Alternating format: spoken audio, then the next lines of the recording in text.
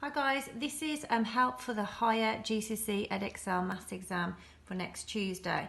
One of the topics is expansion of brackets, so we're going to quickly look at double brackets. Here we've got a question expanding x plus 5 and x minus 7. I would highly recommend doing this as a grid.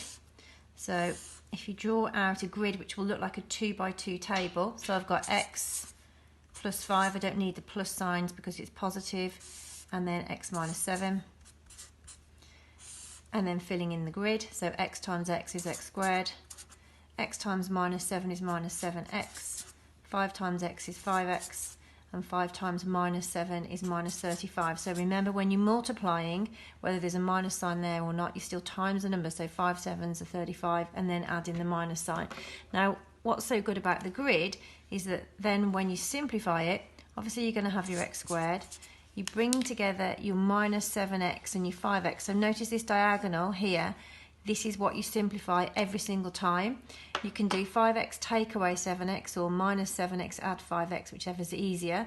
I think minus 7 add 5 is, so that's minus 2x, minus 35, and this won't simplify any further. That's your answer, okay? Now they will give you a question that will have a negative sign in. It's so rare for them to give you a positive signs throughout. What they could do to make the question a little bit more difficult is have numbers at the front as well. So again, we're going to use the grid method. 2x plus 3, 3x minus 7. So when we're timesing across here, 2 times 3 is 6, x times x is x squared, 3x times 3 is 9x, 2x times minus 7 is minus 14x, and 3 times minus 7 is minus 21. Bringing it together, you've got your 6x squared.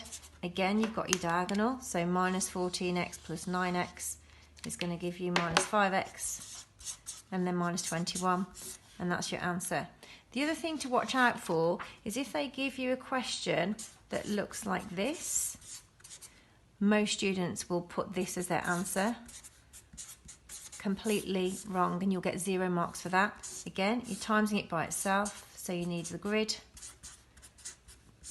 And I'll just quickly finish that off for you. Double negative, so you've got your plus 49 there. Final answer, x squared minus 14x plus 49. Done.